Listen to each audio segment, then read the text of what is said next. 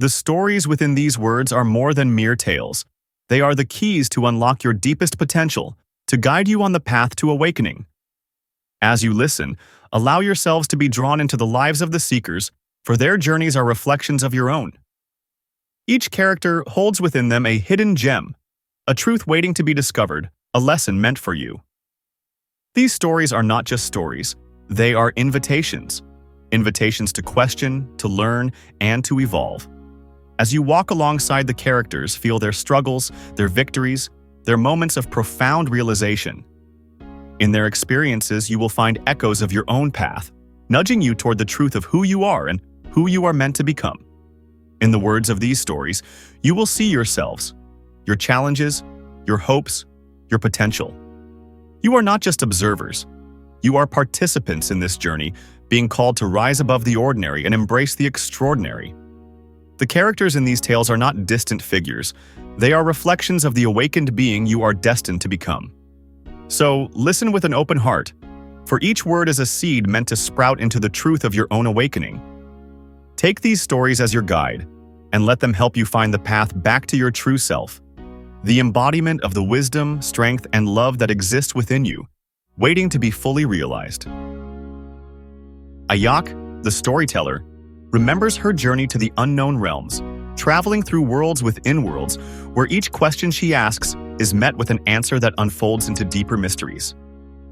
As she walks these endless paths, she recalls the words, "In my Father's house are many mansions," John 14:2. These words become a key to understanding the vastness of creation. Each mansion is a realm, a dimension of existence, layered upon the next, some known, some yet to be discovered. The realms Ayak visits are places of knowledge, transformation, and challenge, each revealing a truth while concealing another. In one realm, time moves like water, shaping itself to the will of those who understand its currents. In another, the sky hums with the voices of ancestors, whispering wisdom to those who listen. Some realms are dense with matter, heavy with form, while others are pure thought, where reality bends to the imagination. As Ayak journeys, she understands that these mansions, these realms, are not just places but states of being. Each step forward is a step inward. The questions she carries open doors, and beyond each door, another question waits.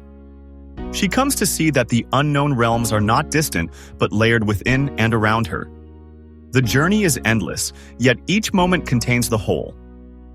The many mansions are the infinite possibilities of existence, reflections of the great mystery. And so, Ayak walks on, knowing that every realm she enters is both a destination and a threshold to something greater. Now our story. Close your eyes, Ayak. Let the wind carry you beyond what you see. The voice of Iwa-A, the spiritual herbalist, was both firm and soothing, like roots, anchored deep in the earth yet swaying with the whispers of the unseen. Ayak obeyed, her heartbeat steady, her breath a thread between here and elsewhere. She had come seeking wisdom, and Iwa-A had promised to show her the door. "In my Father's house are many mansions," Iwa-A had said earlier, as she crushed sacred leaves in her hands, their scent curling into the air like an offering. Each mansion, each realm, is a place of knowing. You must walk through them with your heart open, your mind unchained. Go now. With a final exhale, Ayak felt herself pulled forward, not through space, but through something deeper. The air around her thickened, then cracked apart like the breaking of dawn. When she opened her eyes, she was no longer in Iwa-A's hut. She had arrived. The world around her shimmered, as if made of liquid glass. Before her stretched a vast river, its waters moving in both directions at once.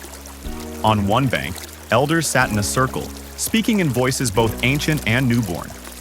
On the other, children played, their laughter weaving into the air like the threads of an unfinished story. A presence formed beside her, a being neither old nor young, its face shifting like waves in the river. "What is this place?" Ayak asked, her voice barely above a whisper. "This is the realm of echoing time," the being responded. "Here, past, present, and future are not separate. They flow together, speaking to those who listen. Ask your question." Ayak hesitated, then spoke from the depths of her soul. How do I know if I am on the right path? The being gestured to the river. Step in. She did, and suddenly, memories rushed over her. Some she had lived, some she had yet to live. She saw her childhood, the lessons of her ancestors, the dreams she had abandoned. Then she saw futures branching before her, each choice birthing another possibility. The right path is not one, the being said. It is many, but whichever you choose, walk it fully. The only wrong step is hesitation. Ayak staggered back onto the shore, breathless. The knowledge settled heavy in her chest. No wrong path, only the path chosen. The realm faded. Darkness.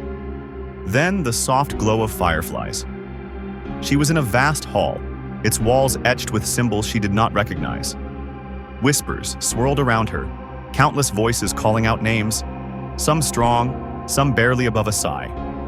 An old woman appeared before her, her eyes holding galaxies. Who are you? Ayak asked. I am the keeper of forgotten names, the woman answered. This is where those who were erased are remembered.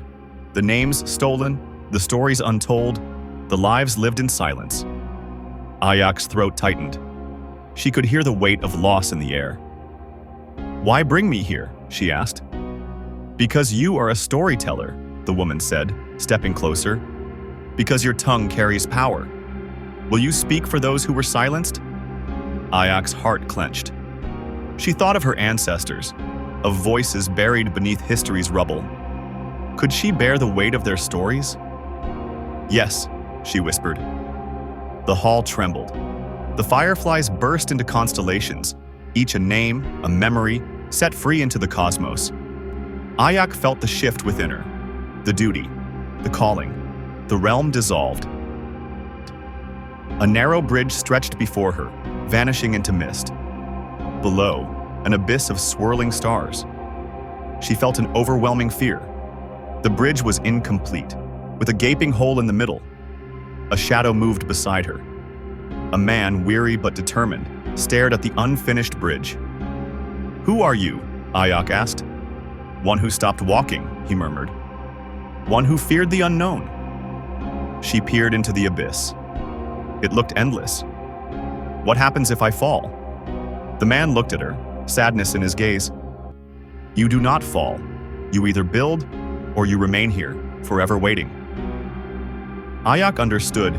She had faced this fear before, of failing, of the unknown, of stepping where there was no guarantee.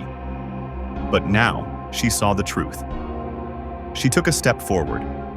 The moment her foot hovered over the gap, a stone appeared beneath it. Another step.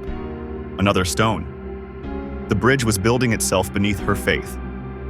She turned to the man. Come. He hesitated, then stepped forward. The realm faded. She stood before a massive mirror. Yet her reflection was not her own. It shifted. An old woman, a warrior, a child, a storm, a calm sea. A deep voice spoke. Who are you? Ayak's lips parted, but she hesitated. She had always thought she knew. But now, who do you choose to be? The voice pressed. She thought of the river of time, of the forgotten names, of the unfinished bridge. She was all of them, yet none. She was a traveler, a seeker, a storyteller. I am becoming.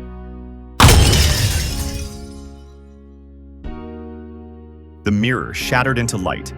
The air thickened, pressing against her skin. Then, she stood before an immense door, smooth, dark, pulsing like a living thing. There was no handle, no keyhole, only a deep silence. She reached out. The moment her fingertips touched the surface, a force surged through her, pushing her back. Her breath hitched. Why can I not enter? She called out. The silence deepened.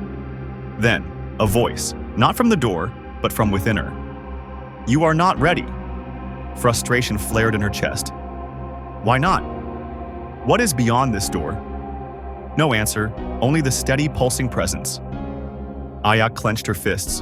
Her body trembled, not with fear, but with knowing. Iwae's voice, distant yet present, hummed through her being. Some doors will open, some will remain closed. Not all are ready for every truth. Ayak exhaled, her shoulders loosening. Then I will return, she whispered. The realm dissolved. Ayak. Ewaye's voice was soft but steady. It pulled her back, unwinding the threads of the unseen, bringing her firmly into her body once more. She opened her eyes.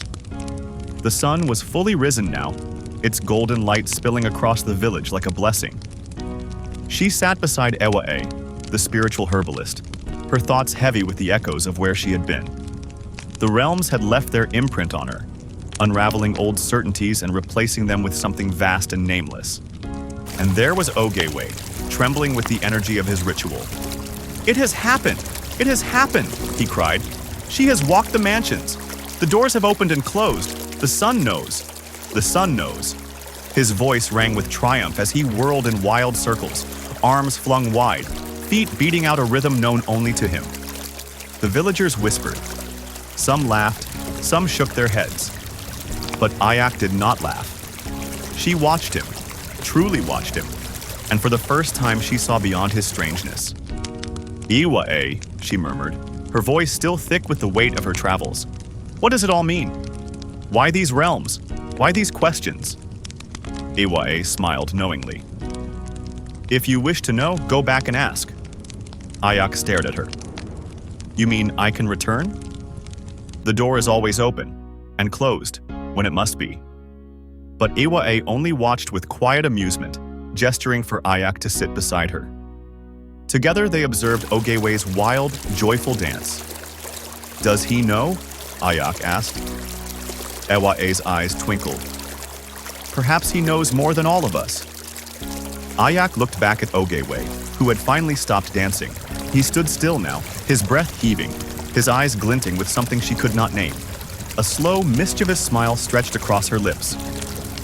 "Perhaps one night, under a full moon, I will go to bed as eccentric as Ogewe."